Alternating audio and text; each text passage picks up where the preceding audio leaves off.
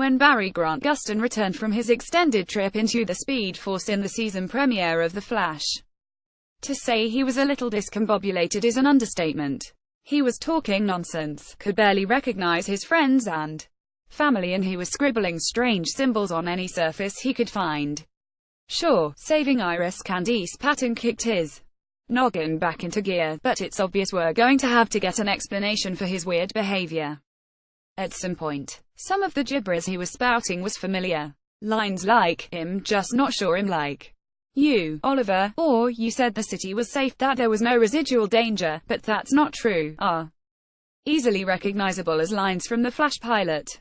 Don't think we missed every minute, every hour as part of Barry's proposal to Iris either. Others, not so easy to figure out.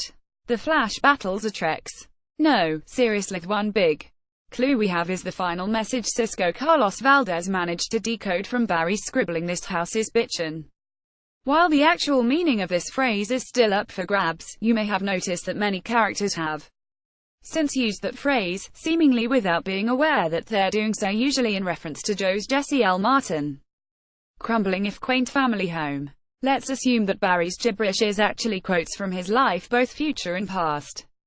And since all of the past quotes were spoken by Barry, it's safe to assume all of the future ones will too. With that logic, we can start to decipher the rest of the season based on the gibberish we don't recognize as past quotes.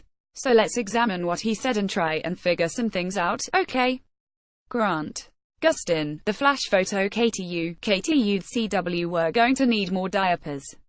This is most likely going to come into play whenever Joe and Cecile's Danielle Nicolay baby is born. While it doesn't tell us much about how and why it's included as significant, it does hint that this baby might be born before the end of Season 4.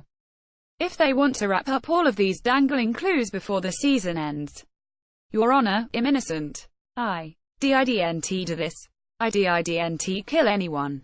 You ho, it sure sounds like Barry might be headed to prison in this future quote. It's obviously a leap to assume that Barry might actually kill someone, but it's easy to assume that the Flash could be wrongly arrested for murder at some point. The life of a vigilante always toes the line between wrong and right, after all. Heck, Oliver's been wanted for murder for years, technically speaking. The Flash's Grant Gustin speaks up about sexual harassment. Can you hear the stars singing? Rhyming, chiming, timing. Barry did a lot of rhyme association in the premiere, and it may be important to note that those lines always got to him very upset. Other gibberish about stars include stars melting like ice cream, dream, gleam, and the stars are raining, draining, paining, and stars so loud. Loud, cloud, proud. Obviously these clues about stars are going to play an important part this year somehow, and our best guess is that they're hinting at the Crisis on Earth X crossover episode. Nora should NT be here. This one is actually the first thing Barry says after coming out of the Speed Force, and it's also the most mysterious. If we're to assume the worst, this line could hint that Barry does some time meddling again, resulting in Nora being alive in the present and/or future.